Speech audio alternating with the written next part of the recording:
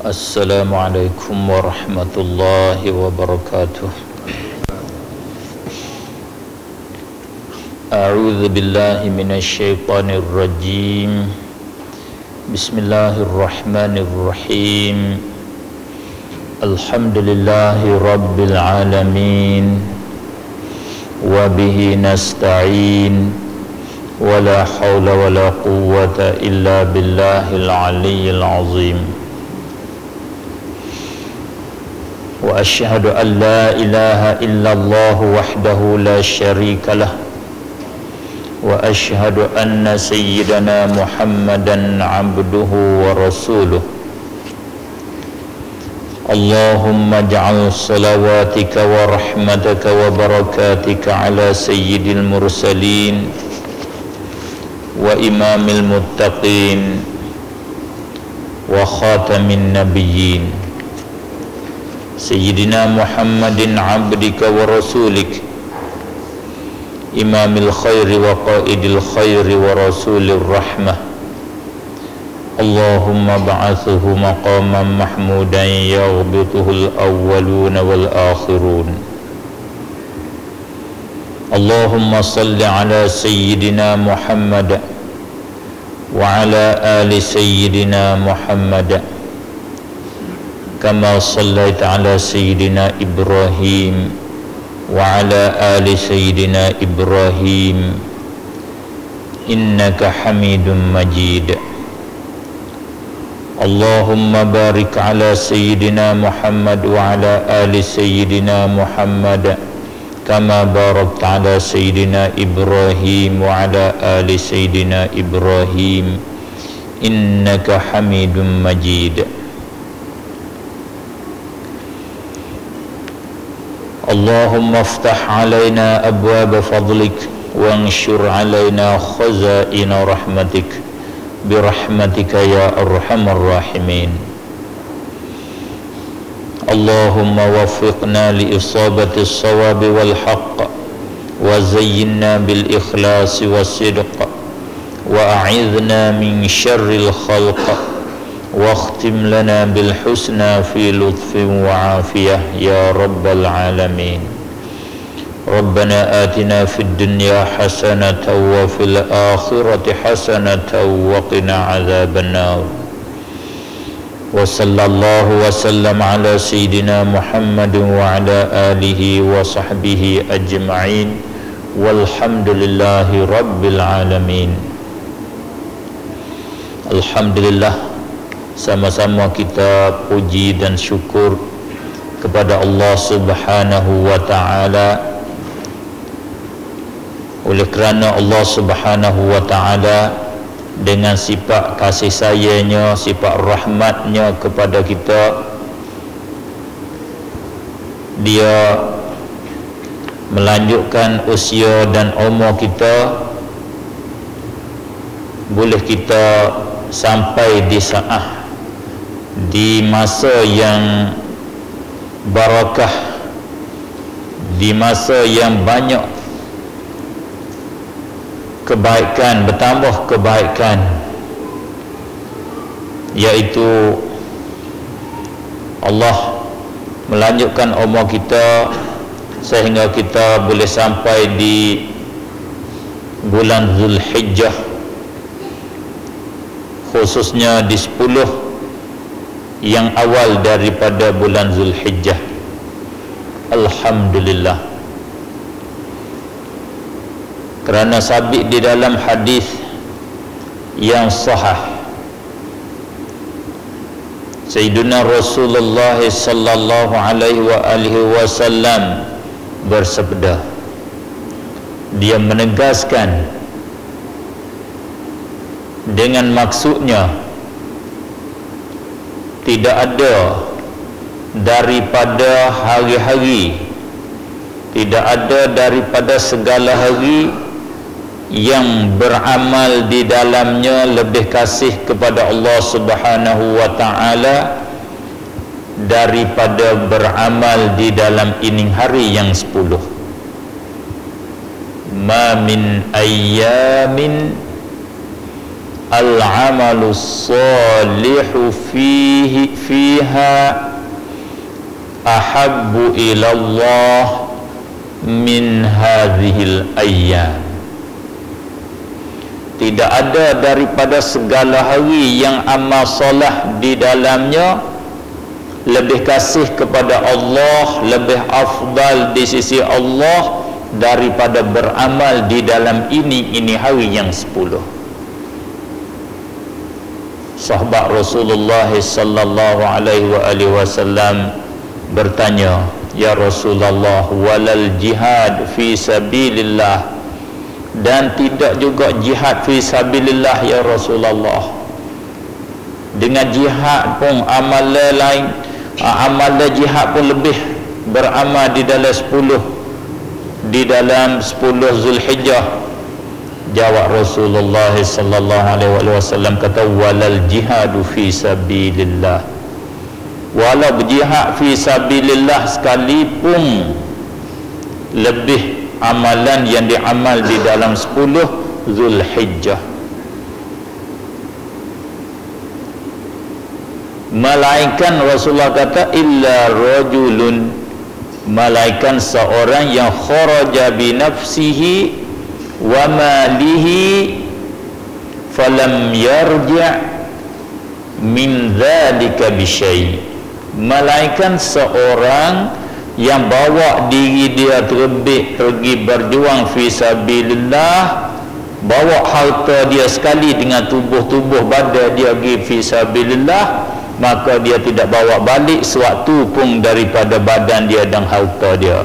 Pakai keluar terus, musafir terus, tak balik ke rumah, tak sampai ke rumah. Itulah amalan yang lebihnya. Kalau lain daripada tu, amalan di 10 bulan Zulhijjah ini lebih afdal.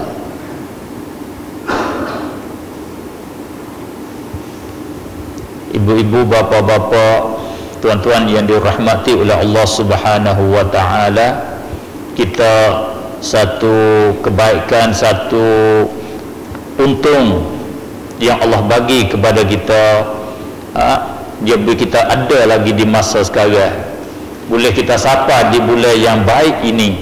Sebab itu saya kata Allah menyampaikan kita di saat yang barakah. Sebab makna barakah makna bertambah banyak kebaikan. Maka kita amal di dalam 10 Zulhijjah ni, pahala dia berganda-ganda, bertambah kebaikan dia.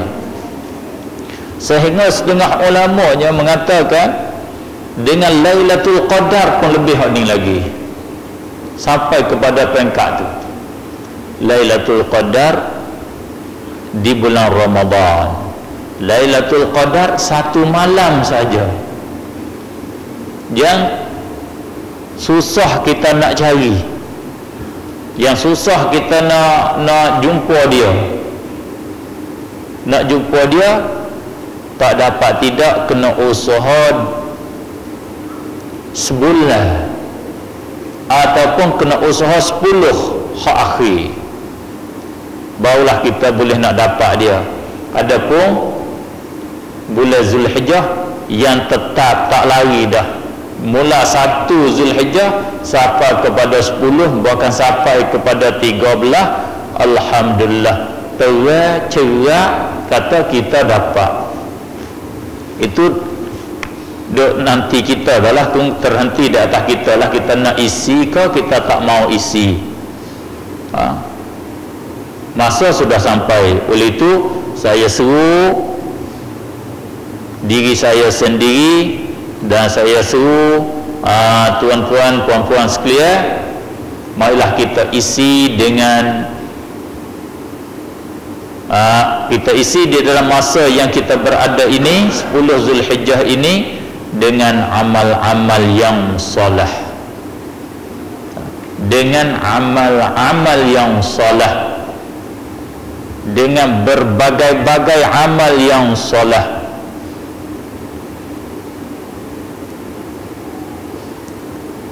Umum Rasulullah sebut dengan kata amal-amal yang soleh. Di satu riwayat dia kata al-a'mal dengan sirah jamak. memberi arti al-amal alif lam, al-amal alif lam tu alif lam pada al-amal alif lam jenis, menunjuk bahwasanya bagai-bagai amalan, bukan satu saja dah. Apa yang kita nak isi kat situ? Apa yang kita nak isi di dalam masa yang kita ada sekarang? Kalau disoal,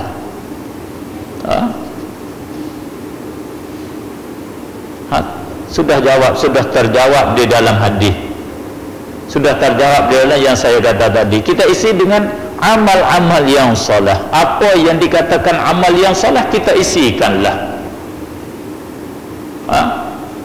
Di antaranya amal yang soleh yang disorah di dalam hadis Rasulullah sallallahu alaihi wasallam. Di dalam satu riwayat Rasulullah kata, hendaklah kamu membanyak fa'akthiru fihinna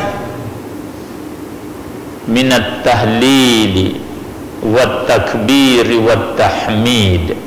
Kamu membanyak di dalam 10 ini, di dalam 10 itu dan membanyak daripada tahlil, kata la ilaha illallah, wat takbir dan kata Allahu akbar, wat tahmid dan kata alhamdulillah, dan seterusnya.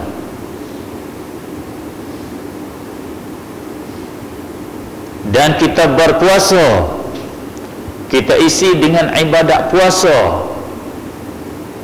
Ulama kita dia buat, kalau kita baca di dalam kitab hadis Rasulullah sallallahu alaihi wasallam, dia buat babus saum fil ashr, bab puasa di dalam 10 daripada bulan Zulhijjah. Artinya puasa di dalam 10 bulan Zulhijjah dibilang satu daripada amal yang soleh, amal yang sunat yang patut kita isi di dalam 10 Zulhijjah.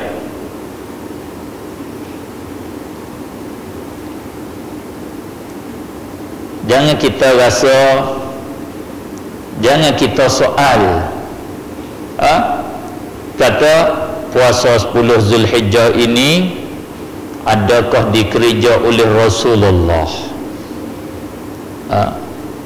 Kita bertahlil di dalam 10 Zulhijjah ini adakah dikerja oleh Rasulullah?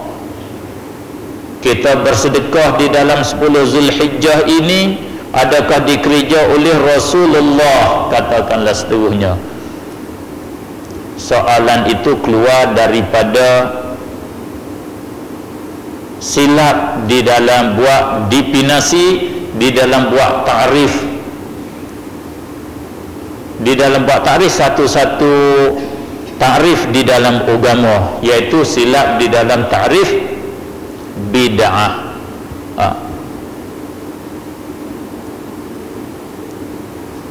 Kerana kalaulah kita soal begitu, berartinya hadis Rasulullah sallallahu alaihi wasallam yang seperti disebut tadi mesti ditolak, mesti kita kena buang ke tepi, tak boleh kita beramal dengannya. Sebab kita orang yang jahil seperti kita khususnya, ataupun orang yang tinggi-tinggi sikit daripada kitanya, kita nak pergi cari di manakah Rasulullah, cara Rasulullah bertahlil di dalam 10 Zulhijjah, di manakah cara Rasulullah bertakbir, bagaimanakah cara Rasulullah bersedekah, bagaimanakah cara Rasulullah mengerjakan amal yang soleh di dalam 10 Zulhijjah. Kita tak jumpa. Bila tak jumpa, hadis ini mesti kita buangkan. Bolehkah kita nak buang? Tak boleh. Oleh kerana itulah dibilang salah, dibilang tak betul mereka yang mengatakan, pendapat mereka yang mengatakan kita tidak boleh buat apa yang tidak dibuat oleh Rasulullah. Sangat-sangat tak betul. Dengan sebab kita kena buang umum-umum Al-Quran, umum-umum Al-Hadis, ataupun dengan kata lain suruhan Al-Quran, suruhan hadis kita kena buang. Tak boleh kita beramal dengan suruhan Al-Quran, tak boleh kita beramal dengan suruhan Al-Hadis. Di dalam hadis Rasulullah suruh kita isi di dalam 10 Zulhijjah ini dengan amal-amal yang salah, tapi kita nak isi tak boleh sebab Rasulullah tidak isi dengan bertahlil, bertahmid. Tak sabit di sisi kita, kita tak tahu. Itu di antara bukti kata takrif yang tersebut, soalan yang tersebut, soalan yang mari daripada silap takrif.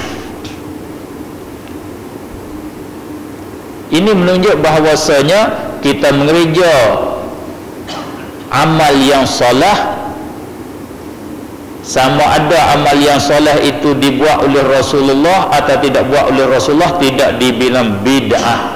Tidak ada hubung kait dengan kata Rasulullah buat atau Rasulullah tak buat. Yang pastinya ada arahan daripada Al-Quran, ada arahan daripada Rasulullah sallallahu alaihi wasallam.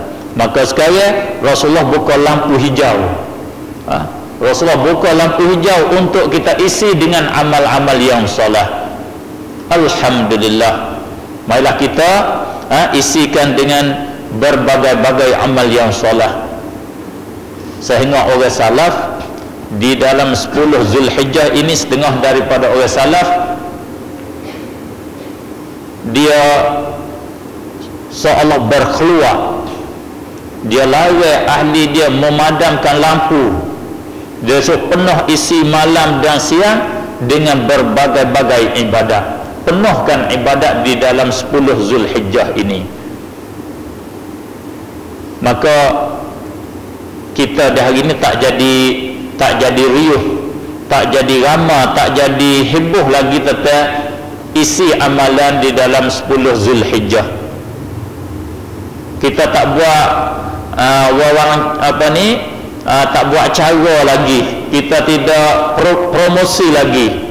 Di hari ini kita mari bermula promosi, mari bermula kita ajak dengan cara berluah-luah, dengan cara bersungguh-sungguh, sising tangan baju, ibarat orang Arab kata, kita mari sising tangan baju, ajak dan buat amal di dalam 10 Zulhijjah.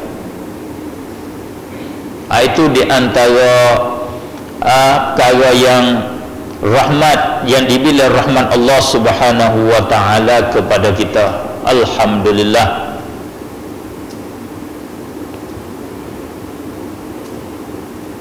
Dan juga itu dibilang satu daripada amal orang salaf. Isi amalan dengan menambah amalan, melebihkan amalan daripada bulan-bulan yang lain, sekalipun tak sabit daripada Rasulullah sallallahu alaihi wasallam dengan secara perbuatan. Itu jadi bukti yang besar bahawasanya kita nak menentukan amal ibadat di masa yang tertentu, di tempat yang tertentu, boleh dengan ada hujjah syar'iyah, dengan ada dalil syar'iyah. Kita kena tahu. Satu, kita kena tahu sebagai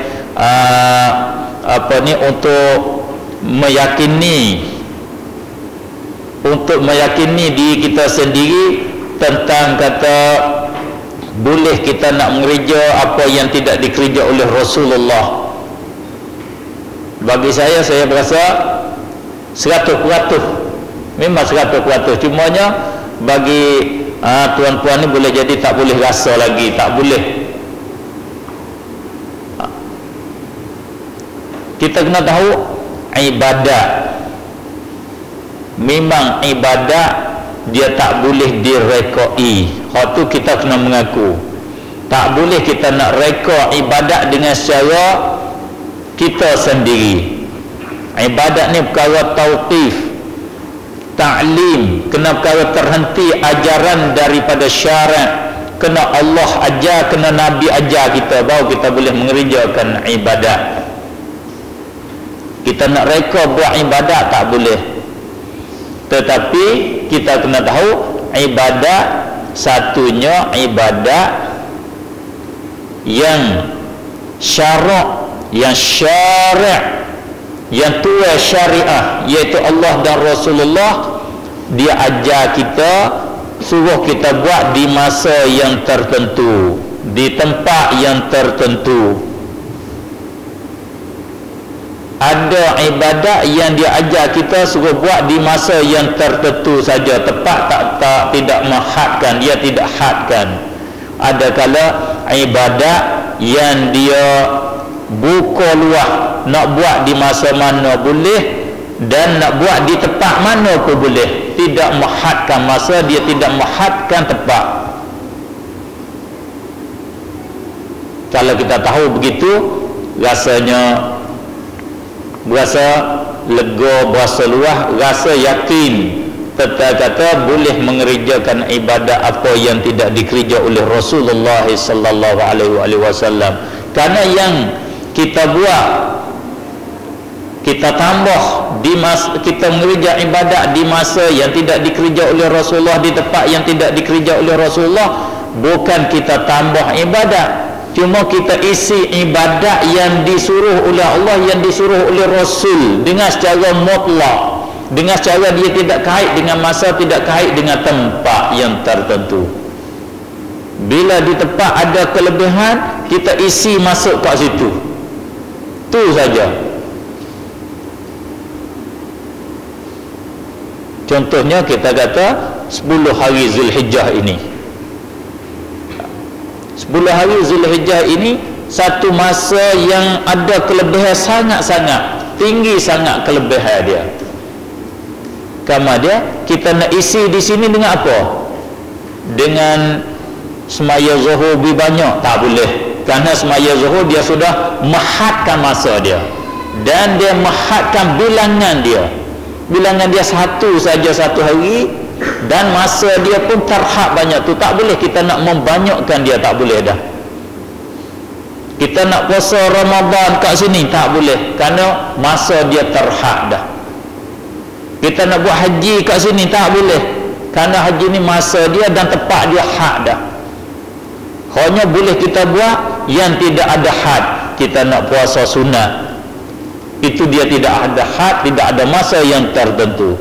Kita nak berzikir, kita nak bersedekah, maka sedekah, berzikir, puasa, dia tidak ada masa yang tertentu, dia tidak ada tempat yang tertentu. Kita mari isi di tempat yang ada kelebihan yang berganda-ganda padanya.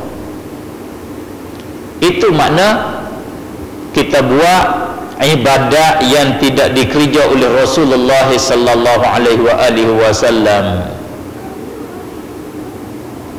Oleh kerana demikianlah, kalaulah kita buat andaian kata tak sabit daripada Rasulullah berzikir selepas daripada solat, kita buat andaian saja.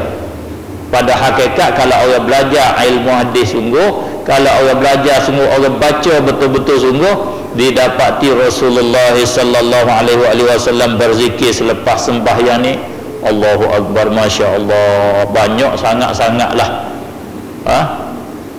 Boleh kata kalau orang baca kitab Azkar bagi Imam Nawawi pun cukup, kalau baca kitab Riyadhus Salihin bagi Imam Nawawi pun cukup. Satu tajuk yang tebal, yang besar, tajuk berzikir kepada Allah Subhanahu wa taala selepas daripada solat. Berapa banyak kita buat andaian kata biarlah,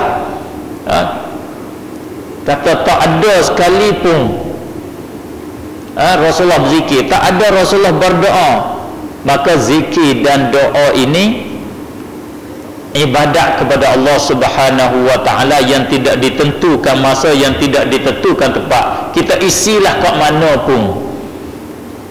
Tetapi oleh kerana ada hadis-hadis yang menunjuk ada kelebihan kita berzikir selepas daripada solat, menunjuk di atas kelebihan kita berdoa selepas pada solat, kita isi kat situ, wala tidak dikerja oleh Rasulullah sallallahu alaihi wasallam sekalipun. Oleh kerana demikianlah dikerja oleh orang salaf beberapa ibadat yang tidak dikerja oleh Rasulullah sallallahu alaihi wasallam. Bukan kata mazhab ini mazhab bid'ah, bukan mazhab ni mazhab khalaf. Mazhab salaf, salafi, sepatut orang salaf, orang yang mengaku salafi, kena berdoa selepas daripada solat, kena berzikir selepas daripada solat, kerana ini amalan orang salaf. Allah baca Quran di kubur, amalan orang salaf, orang Ansar, orang Madinah. Kenapa kita orang mengaku salaf, kita kata perkara tu bid'ah? Kita nak turut orang salaf, nak ikut perbuatan orang salaf, kita mendakwa diri kita salafi. Kenapa kita tak baca Al-Quran di kubur? Bila saudara kita mati, kenapa kita tak pergi baca Al-Quran di kubur? Kalaulah kita sebenar-benar salafi, saya pun tak tahu juga nak jawab. Sebab kita nak ikut apa yang sabit di dalam dalil agama dengan dalil agama. Kita tak ada hubung kait, tak ada buat kaedah dengan salafi tidak salafi. Orang salaf adalah orang yang jadi contoh kepada kita, orang yang jadi buat tauladan, kita buat tauladan dengan dia. Tapi apa yang dia buat kita patut buat ke, apa yang dia tinggal patut kita tinggal, itu tak jadi kaedah di dalam agama. Itu yang diantara sebagai permulaan untuk kita pada malam ini, yang sebenarnya diminta ataupun majlis kita, tajuk kita tajuk akidah, tajuk akidah. Itu pun sebagai jadi kaedah di dalam akidah kita lah. Jadi akidah jadi kaedah dah, jadi definisi di dalam memahami akidah. Sebab satu daripada benda yang disebut di dalam akidah yang jadi keliru, yang jadi syubhah, dikatakan akidah salaf. Oleh kerana itulah saya sentuh, bukan kita makruf, jadi syubhah, jadi keliru di kalangan kita dari ini. Kita mesti berakidah dengan akidah salaf, diluas-luaskan,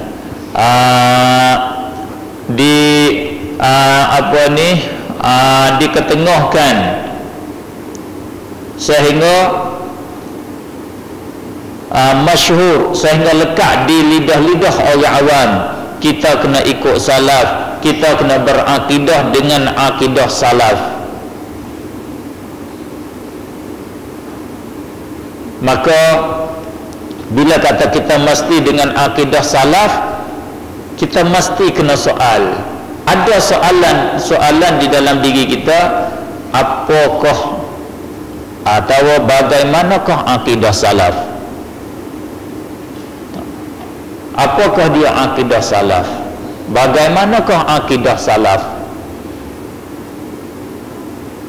Itu soalan dianya. Maka dijawab mengikut orang yang mengajakkan, menyerukan kita kepada akidah salaf, iaitu akidah salafnya, salaf tidak mentakwilkan ayat-ayat Al-Quran. Itu akidah dia. Mesti kita berdasar kepada Al-Quran, kembali kepada Al-Quran dengan secara zahirnya, kita berakidah dengan Al-Quran dengan secara zahirnya, kita berakidah dengan hadis Rasulullah dengan secara zahirnya. Itu orang yang mengatakan kembali kepada akidah salaf. Tidak boleh takwil ayat-ayat Al-Quran, sama ada ayat muhkamah ataupun ayat mutasyabihah.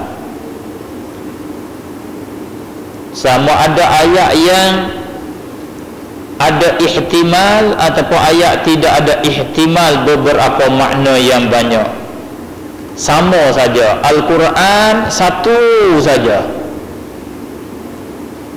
satu cara saja Al-Quran, tidak berbagai-bagai.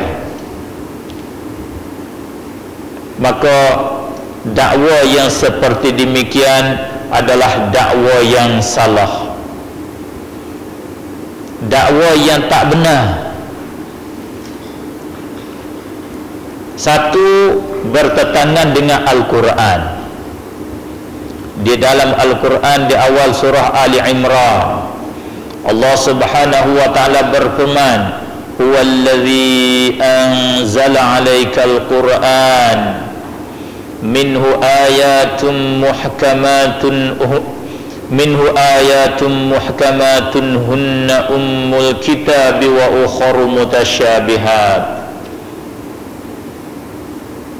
Huwallazi anzala 'alaikal kitaba minhu ayatun muhkamatun hunna ummul kitab. Dia Allah Subhanahu wa taala yang bawa turun ke atas engkau Alkitab, akan kitab.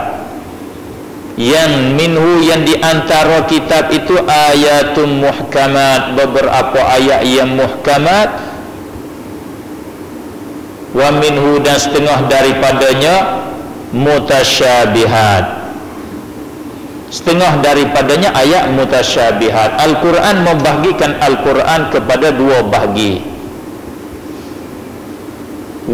Di antaranya mutasyabihat wa ukharu minhu ayatun muhkamat wa ukharu mutasyabihat, dan beberapa ayat yang lain mutasyabihat, ayat mutasyabihat. Bukan satu dah Al-Quran.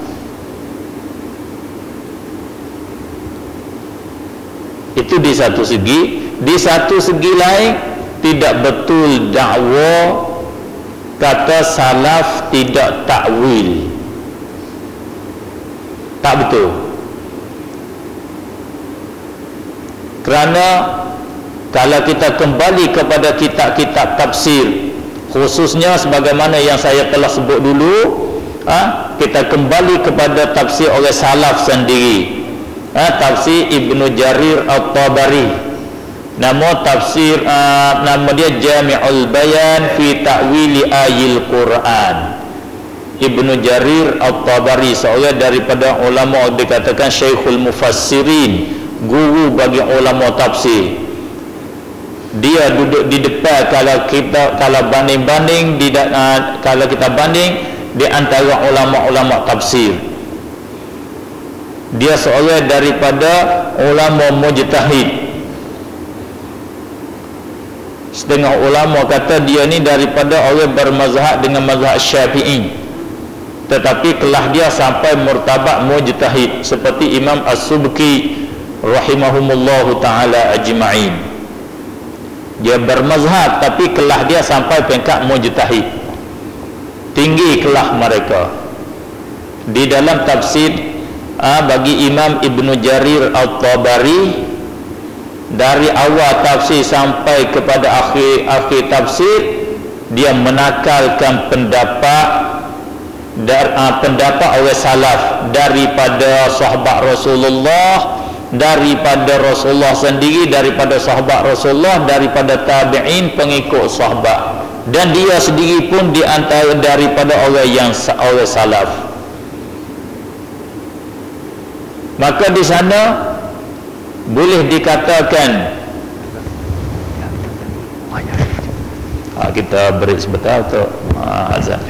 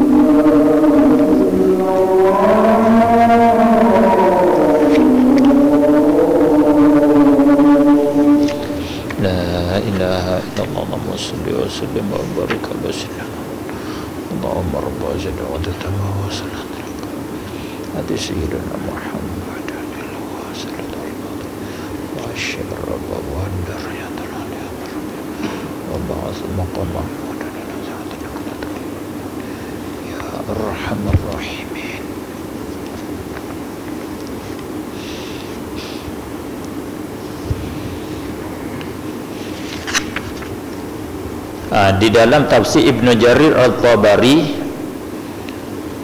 boleh dikatakan setiap ayat mutasyabihat yang ada di sana dia nakal daripada orang salaf mentakwil akannya. Bagaimana kita buat kaedah kata orang salaf tidak takwil. Oleh itu kata ikut salaf, ikut mazhab salaf, kata mazhab salaf tidak takwil, itu tidak betul.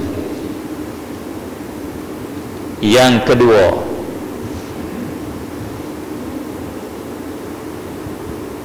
dakwa nak ikut salaf itu dakwa yang tidak mengikut oleh yang mendakwanya apa yang dia dakwa. Kalau sebenar-benar ataupun boleh kata dakwaan tidak betul, kalau benar betul dakwa dia, tentu dia tidak inti, tentu dia tidak ingkar orang ikut mazhab. Ikut mazhab ialah ikut salaf, tidak lain.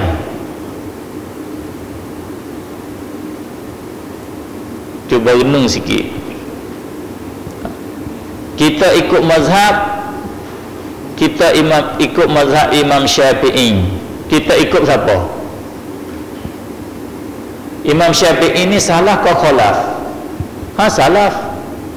Orang ikut Imam Abu Hanifah, salah ke khalaf? Orang ikut Imam Malik, salah ke khalaf?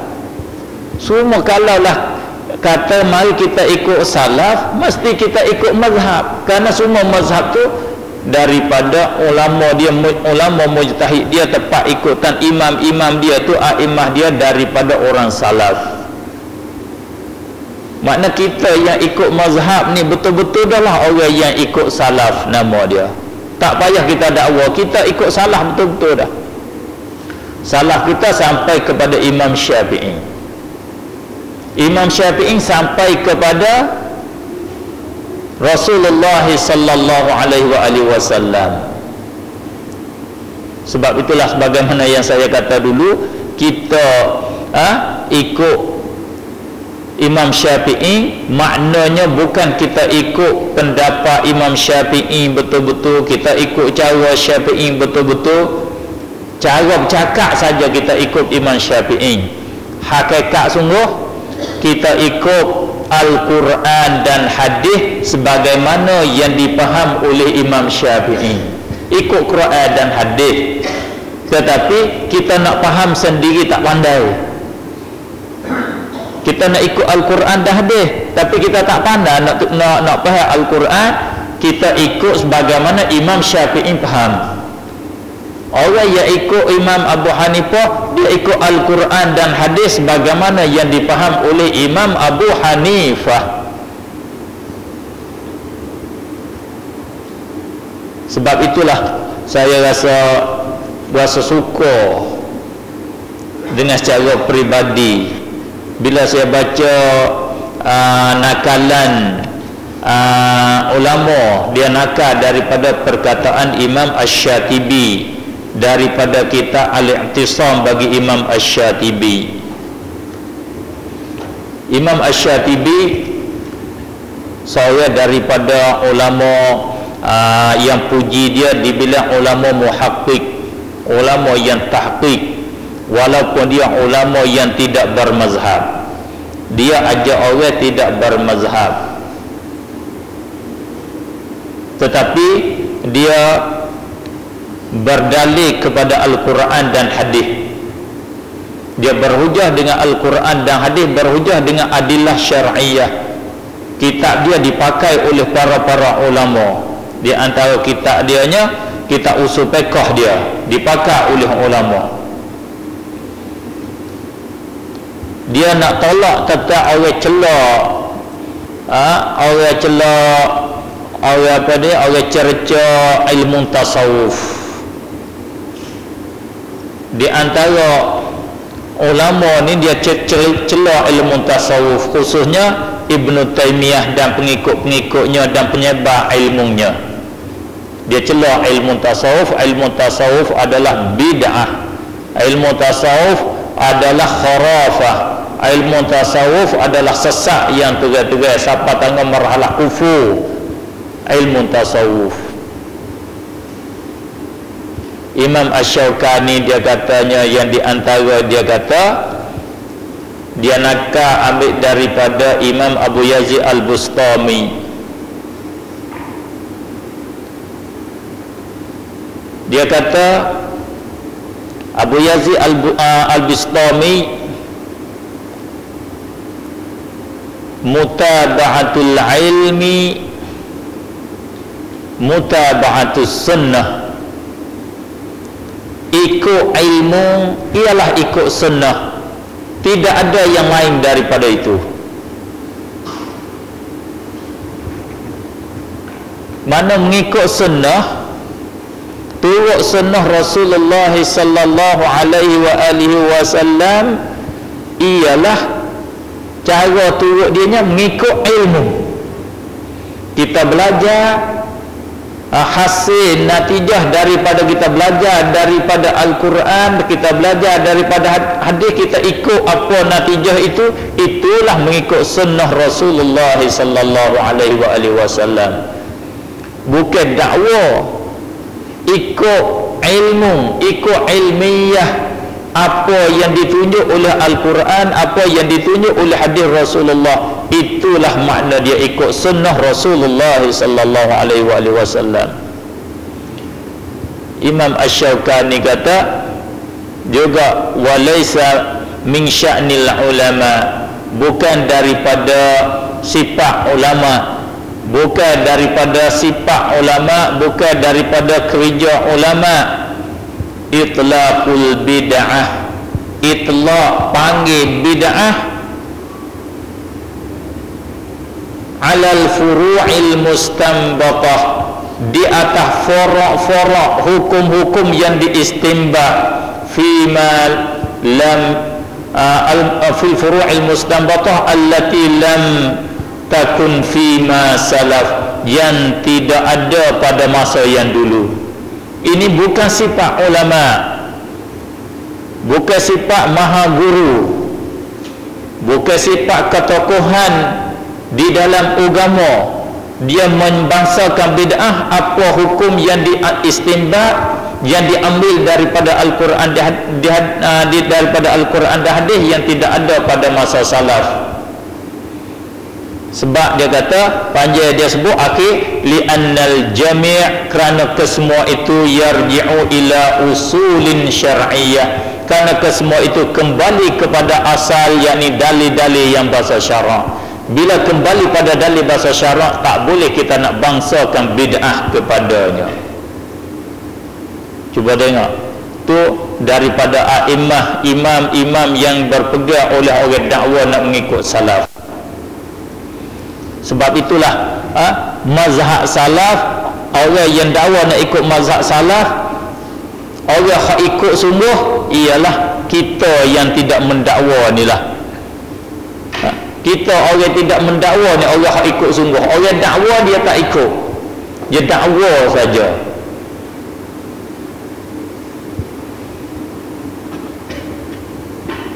Orang nak cari kebenarannya, seolah-olah kata orang yang duduk diam tu, dia belajar diam tu, orang cari kebenaran. Kalau yang duduk bersorok-sorok tu, kita nak harap tak boleh. Tu jadi sudah jadi lumrah masa kita.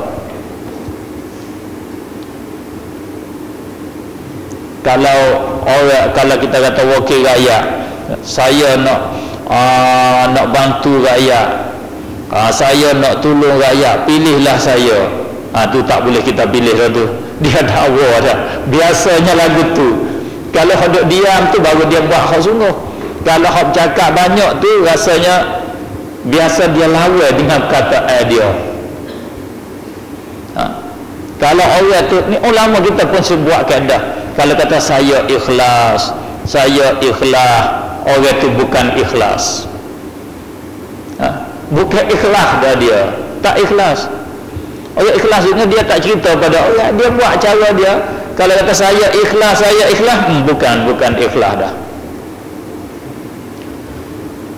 Begitu. Kalau lah orang kata kita ikut salaf, memang dia tak mau kita ikut salaf. Dia tak mau kita ikut Imam Syafi'i, dia tak mau kita ikut Imam Abu Hanifah, tak mau kita ikut Imam Qurtubi, tak mau kita ikut Imam Nawawi, tak mau kita ikut imam-imam a'immah daripada a'immah kita. Serta dia sendiri tidak ikut. Contoh mana? Karena Imam Ahmad rahimahullahu ta'ala, Imam Bukhari rahimahullahu ta'ala, Imam Thawri, Imam Malik, orang kelah-kelah ni, sepekat ni sabit takwil daripada mereka itu. Mereka itu takwil. Tetapi kerana apa? Mereka yang dakwa salaf kata tidak ada orang salaf takwil. Khususnya Imam Ahmad rahimahullahu ta'ala. Imam Al-Hafiz Al-Baihaqi riwayat daripada dengan sanad dia sampai kepada Imam Ahmad, tetap firman Allah Ta'ala, wa ja'a rabbuk, datang oleh Tuhan engkau. Imam Ahmad kata ja'a thawabuh, datang oleh pahalanya. Bukan Allah Subhanahu wa Ta'ala bersifat dengan berpindah datang ke sana ke sini. Imam Ahmad kata ja'a thawabuh, datang pahalanya. Kata Imam Al-Baihaqi di dalam kitab dia Manaqib bagi Imam Ahmad, wa hadza isnadun la ghubara alaih, ini sanad yang tidak ada debu di atasnya. Sanad tidak ada debu di atas sanad. Apa makna? Cuci, bersih, tawar, sahah. Cara ulama bercakap tu bila dia nak berbagai-bagai bercakap. Kita kalau bercakap berbagai-bagai jadi tak faham. Jadi memang tak faham. Mana kalau kita bercakap satu cara tu puah. Kalau bahasa petani kata puah, sini panggil puah lah. Rasa nak tak boleh duduk majlis, rasa nak keluar dah. Dia kata berbagai, ini sanak soha, ini sanak yang tidak ada debu di atasnya, sanak yang bersih, Tidak ada orang-orang yang ditohmah, orang-orang yang dituduh berbagai-bagai cara dia. Mana dengan sanad yang sahih sabit daripada Imam Ahmad, dia takwil. Imam Al-Bukhari, kalau kita belajar di dalam Sahih Al-Bukhari, janganlah kata Fathul Bari, kerana Fathul Bari itu orang khalaf daripada Al-Hafiz Khatimatul Muhaqqiqin, Khatimatul Huffaz, penyudah orang yang ingat hadis banyak, iaitu Imam Al-Hafiz Ibn Hajar Al-Asqalani. Imam Al-Bukhari dia takwil beberapa tepat di dalam kitab Al-Bukhari, di dalam kitab tafsir di dalam Al-Bukhari. Di antaranya wa yabqa wajhu rabbika kullu syai'in halikun illa wajhu. Semua perkara binasa malaikat wajahnya Allah Subhanahu wa taala. Imam Bukhari takwil dengan melainkan Allah Subhanahu wa taala. Kullu syai'in halikun illa wajhah. Semua perkara binasa malaikat illa wajhah, malaikat wajah Allah, yakni illa Allah, malaikat Allah. Imam Bukhari tafsir, dia kata wajhah ibaratun anhu, ibarat daripada Allah Subhanahu wa taala. Wajah ialah Allah Subhanahu wa taala. Imam Bukhari takwil. Ibnu Abbas takwil. Mujahid anak murid Ibnu Abbas takwil. Ibnu Abbas sahabat Rasulullah. Mujahid anak murid bagi Ibnu Abbas takwil Al-Quran, ayat-ayat mutasyabihat. Macam mana kita nak kata orang salaf pakai zahir, tidak takwil? Ya, kita mengaku salaf, ada salaf yang tidak takwil, tetapi salaf itu salaf mujassimah. Ada, bukan salaf daripada ahli sunnah wal jamaah, bukan salaf daripada salafus salih. Tak dibila salafus salih, hanya dibila salah mujassimah yang tidak mentakwilkan ayat mutasyabihat. Dan juga salaf as-salafus salih yang kata tidak takwil, iaitu tidak sabit takwil daripada mereka itu, dan juga tidak sabit daripada mereka itu mengatakan pakai zahir ayat mutasyabihat. Dia tak bercakap saja, tak sabit kata dia bercakap, kata ayat ni pakai kena takwil. Mana tak sabit nakal daripada dia. Kalau kita banding, mudah-mudahnya di antara ustaz-ustaz, syekh-syekh, guru-guru, dia tak bercakap, dia bercakap tajuk lain, tajuk ni dia tak bercakap, begitu saja. Maka kita nak bangsa kepada dia, kata dia pakai zahir, boleh ke tak? Tak boleh. Kerana bila dia diam, makna dia faham cakapan itu mengikut bahasa asal, mengikut bahasa Al-Quran. Dia tak faham mengikut zawahir, dia tak faham mengikut sebagaimana zahir dia. Bila dia tak bercakap, tidak dinakal kata dia takwil. Tak boleh kata dia tidak takwil, kerana takwil pun tidak, zahir pun tidak. Maka yang kita boleh berpegang, kita tengok daripada, kita tengok orang-orang salaf, kita tengok di antara orang-orang salaf, ada ke tak dia takwil?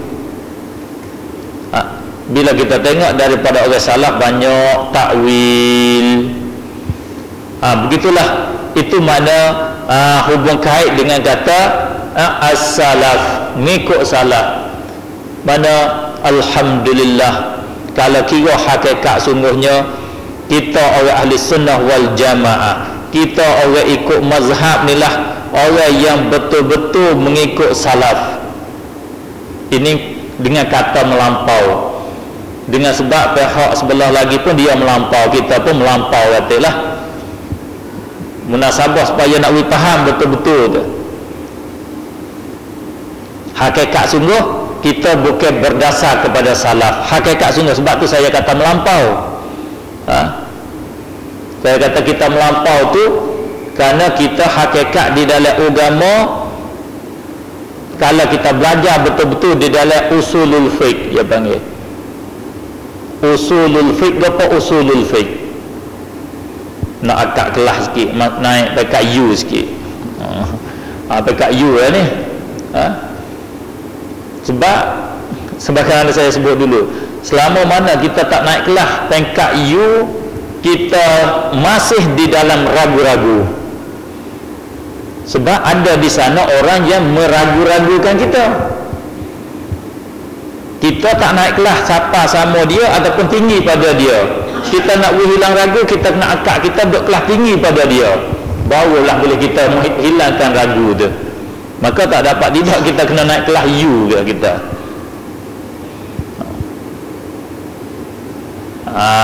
U tu sudah tak lagi? Tak sudah lagi. Dia kena sudah sampai Z. Baru habis. Apa dia usulul fiqh?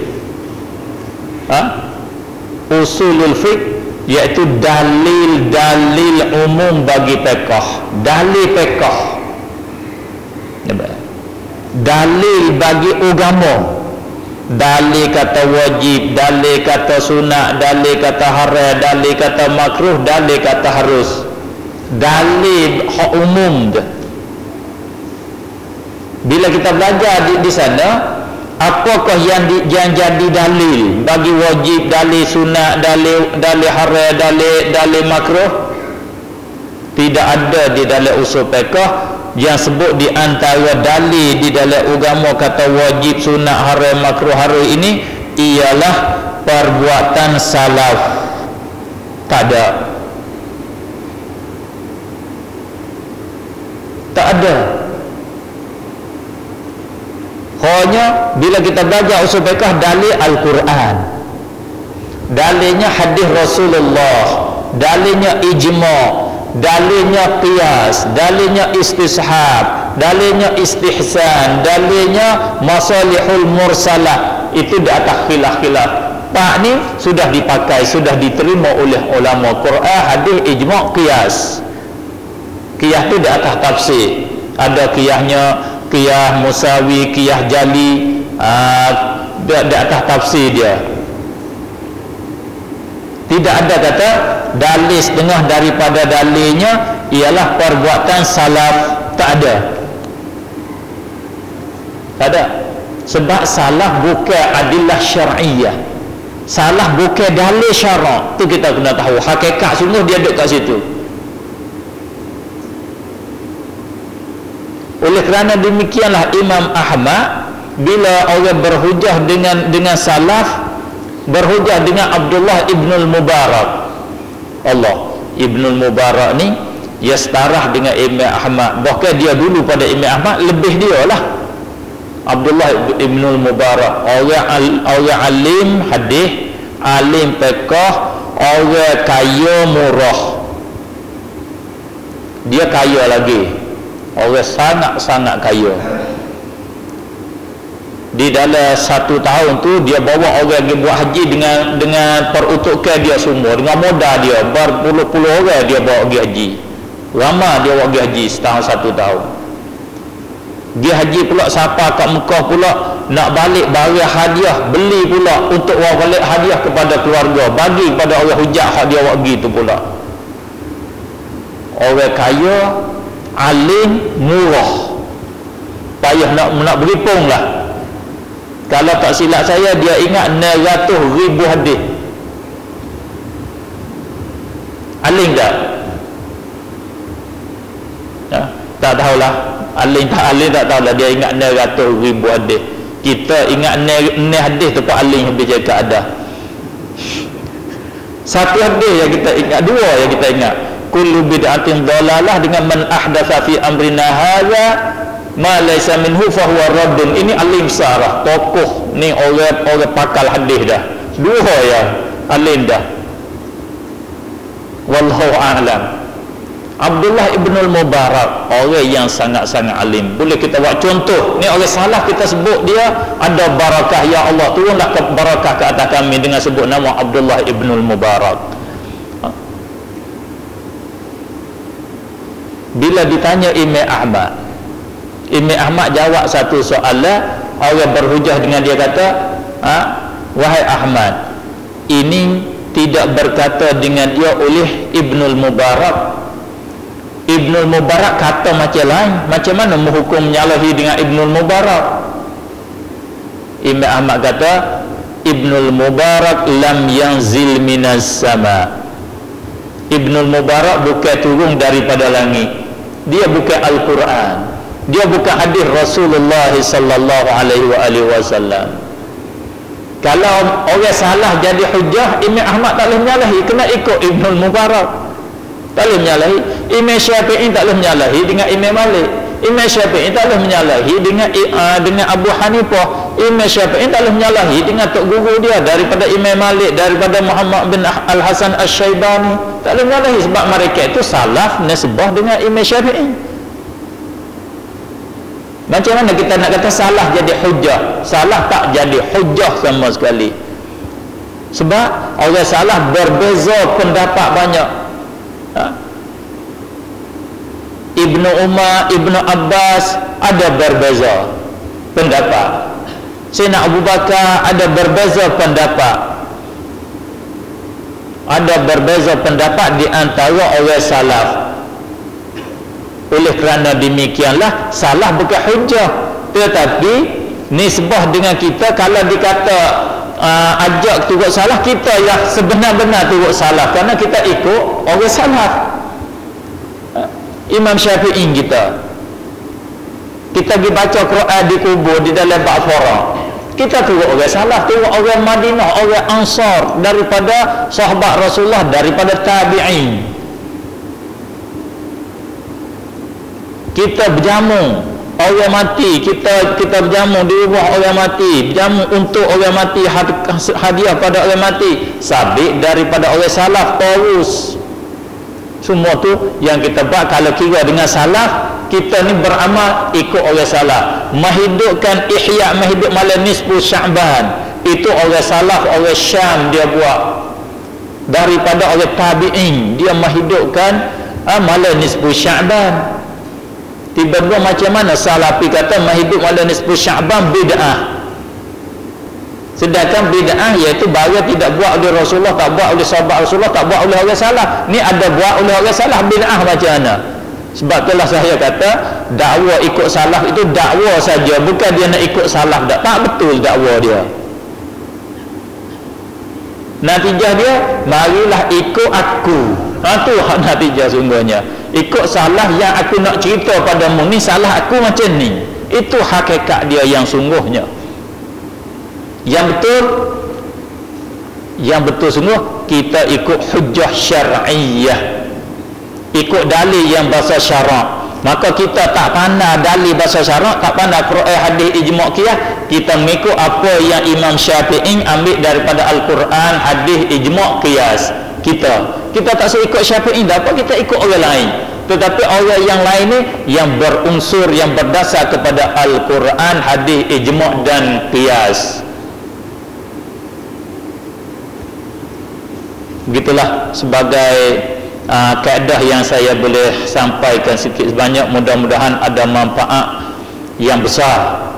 Minta ada manfaat yang besar, walaupun yang sampai tu penyampaian tu tak besar, tapi mudah-mudahan benda kecil kalau Allah nak beri besar, dia jadi besar. Benda sedikit kalau Allah nak beri manfaat banyak, dia jadi banyak. Nampak tilik kepada masanya. Rasa cukup setakat itu sahaja. Sebelum daripada kita nak tutup majlis, nampak masa ada 5 minit lebih kurang sampai jam 9 tu. Kalau ada sikit sebanyak kemusykilan yang khusus yang saya sebut, rasa tak faham ke atau tak terai ke, boleh buat bentuk soal.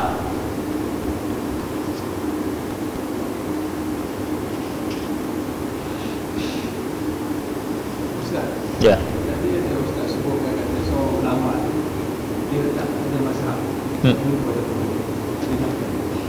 Imam Syaukani. Dia ni kelas dia macam mana, dia lagu mana, dia ni sebenarnya dia tidak bertaklid. Itu maksud dia tidak bertaklid, tapi dia tidak keluar daripada kaedah ulama kita, Al-Quran, Sunnah, Ijma' dan Qiyas. Tetapi adalah di antara pendapat-pendapat dia tu yang menyalahi daripada pendapat-pendapat jumhur. Oleh itu yang dia kata, Imam Syaukani kata, dan orang yang seumpamanya seperti kita kata Ibn Hazm Az-Zahiri, kita kata ni orang yang luar, kita tak boleh iktimad ke semuanya. Bagi orang yang tak pandai, pakai letak ke tepi selalu. Orang yang tak pandai sepanjang kita, orang yang pandai, orang kelas ulama, dia boleh ambil pendapat-pendapat dia yang tidak keluar daripada dalil syarak. Oleh kerana demikian, tokoh-tokoh ulama di antara mufti-mufti negeri Arab, ada dia ambil pendapat Imam Syaukani, kerana pendapat ni dia ambil tak bercanggah dengan Al-Quran dan hadis, tapi kata dia sebagai jadi sumber rujukan, tak jadi sumber rujukan. Mana kita ni, kita berdasar kepada ulama kita yang sudah jadi siqah, yang terima beratus-ratus orang ulama daripadanya. Ni yang hak kita lebih siqah. Seperti kita kata Imam Nawawi, orang terima daripada dia, anak murid dia beratus orang yang jadi tokoh ulama. Ibnu Hajar beratus orang yang jadi tokoh ulama, terima daripada dia. Ulama inilah yang fiqah, yang mu'tabar, katanya ulama mu'tabarin. Imam Syaukani itu dia khusus bagi orang yang alim untuk nak ambil pendapat dia. Setengah pendapat dia mesti ditolak kerana bertentangan dengan hujah-hujah yang dibawa datang oleh ulama mujtahidin yang lain. Begitulah kadar yang saya tahu. Kata Muhammad Zahid Al-Kausar, Muhammad Zahid ni orang baru juga, orang baru, tapi dia setengah daripada muhaqqiqin, dan kalau di dalam ilmu tauhid boleh dikatakan dia mujaddid di korun yang ke-15. Ulama mujaddid di dalam aqidah Muhammad Zahid Al-Kausari. Dia kata siapa yang ambil Asy-Syaukani buat rujukan di dalam ilmu, orang itu yusi'u ilal ilmi, membuat huduh kepada ilmu. Jadi buat tak molek ke ilmu, tak beradab dengan ilmu, tak boleh ambil ilmu, pendapat dia, cara dia mari masuk di dalam kaedah ilmu. Itu kata Muhammad Zahid Al-Kausari.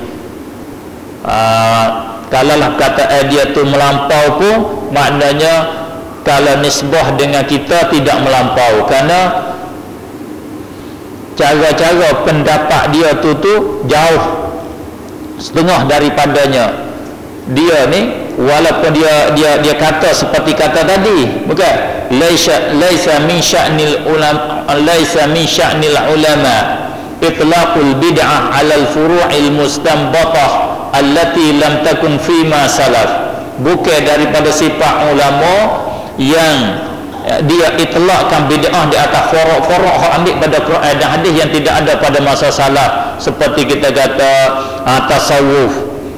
Tasawuf ni forok daripada hak ambil daripada Al-Quran dan hadis, tidak ada pada masa salaf, tidak ada pada masa dulu.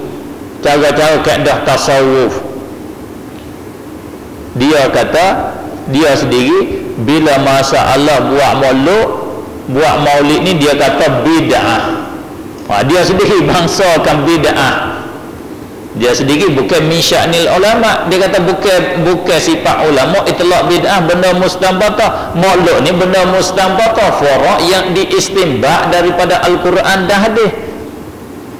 Ini makna dia tak orang panggil apa ni, semacam dekat-dekat dengan orang salafi itu juga. Mari kita turut salaf, tapi dia sendiri tak turut salaf.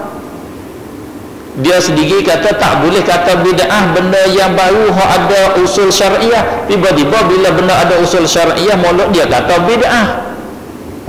Macam mana dia berlawan diri dia sendiri? Itulah dengan sebab itulah dia ni tak boleh kita buat iktimad di atas semua perkataan dia. Hanya boleh kita ambil di antara perkataan dia yang ada hujah syariah. Yang satu padanya yang saya ambil sangat-sangat, yang saya pakar, serta saya sapakan perkataan dia, Imam Asy-Syaukani, kerana ini sangat betul, saya rasa betul.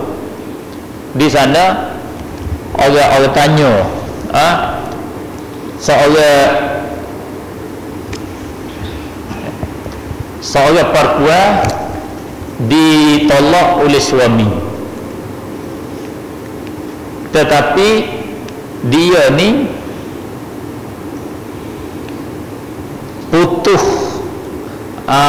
putuhi, tak ada hi dengan sebab dia ada apa, ada buat pembedahan, potong jalan saluran darah hi tu. Umur muda lagi, umur berapa, tak lebih daripada 25 perempuan tu.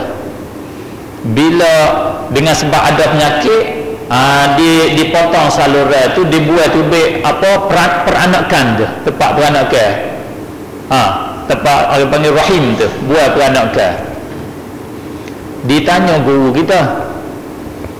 Ditanya guru macam mana iddah dia, duk banyak tahu. Ada orang pinang nak buat isteri, tanya guru macam mana, boleh ke tak nak kahwin. Maka tuan guru kita, dia tengok dia dalam kitab-kitab fiqh, tak boleh kahwin kena nanti umur 60, putus asa daripada haid. Sebab dia ni tak mari darah kerana ada penyakit sekali-sekali, kena nanti umur 60. Kena nanti umur 60 baru sampai masa putus asa pada haid. Selepas 60 tu tak boleh lagi, kena tunggu 3 bulan pula, sebab nak iddah dengan 3 bulan pula. Bila dia tanya saya kata rasa tak boleh jadi ni. Kalau tak boleh jadi, saya tengok pendapat Imam Syaukani. Rasa setuju molek dengan saya berasa ya, tak pernah duk berasa duk baca Quran, berasa supaya tak boleh jadi tunggu umur 60. Tak boleh jadi kata tunggu umur 60.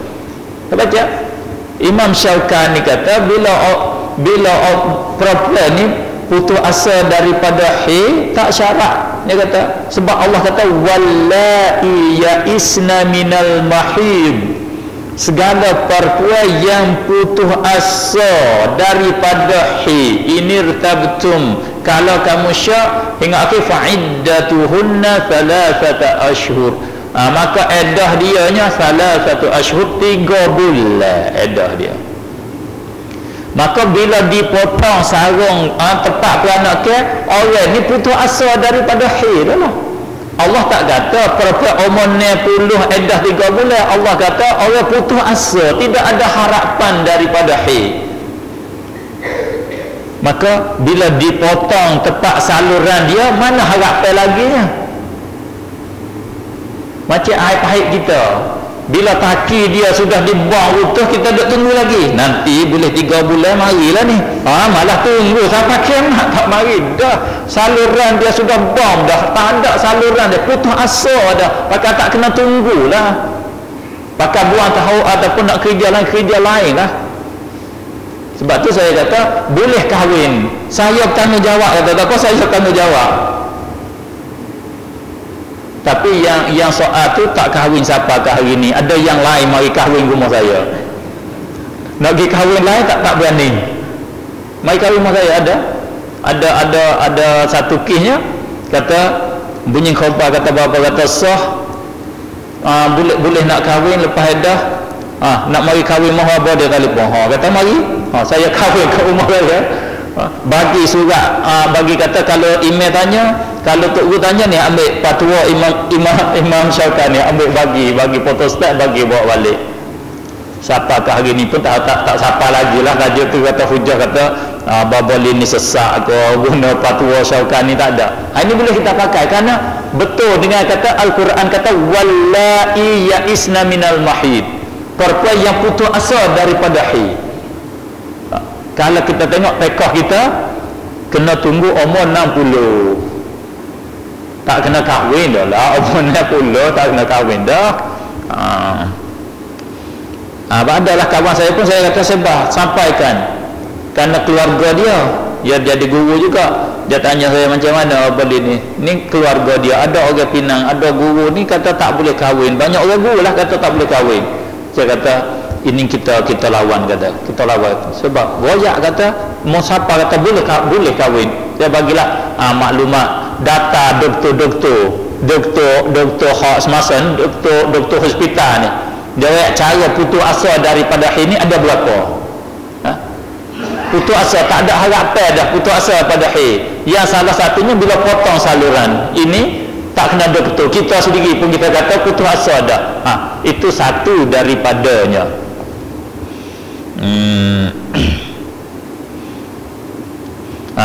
Assalamualaikum waalaikumsalam warahmatullahi wabarakatuh. Tadi Ustaz ada mengatakan Bukhari terdapat juga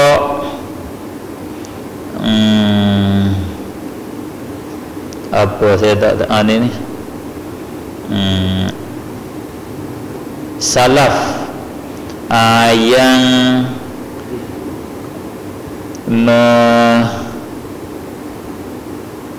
hebahkan jadi soalannya. Cuba baca Azri.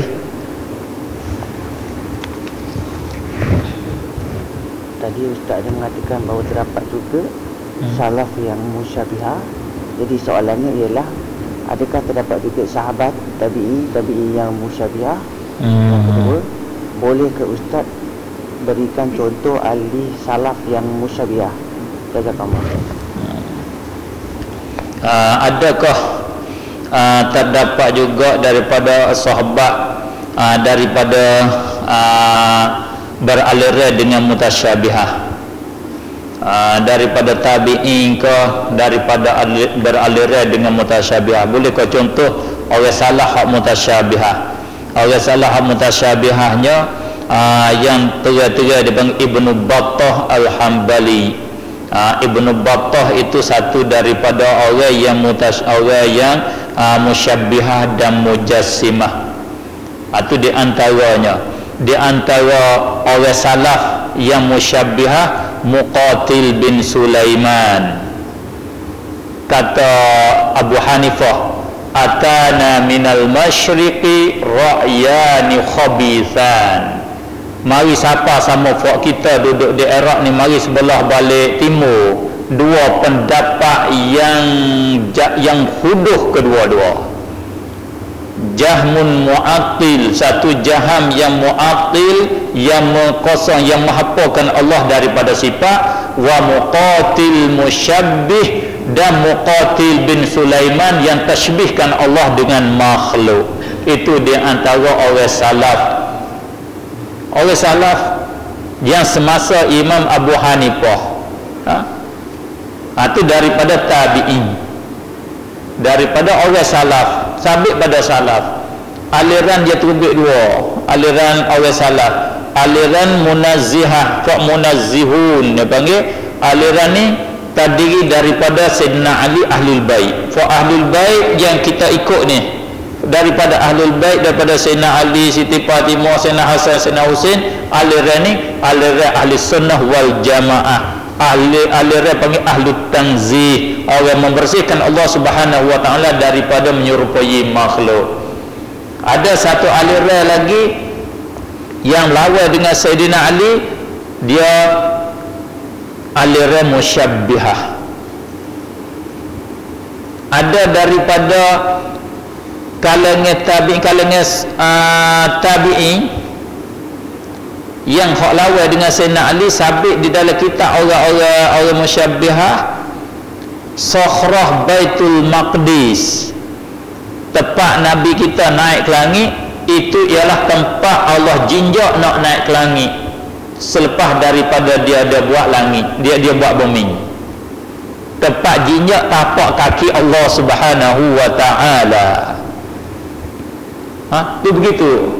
Salah lah dah. Mana itu salah. Salah ni dah sampai kepada hari ni dah. Aliran dia, cumanya dia kuat tak kuat.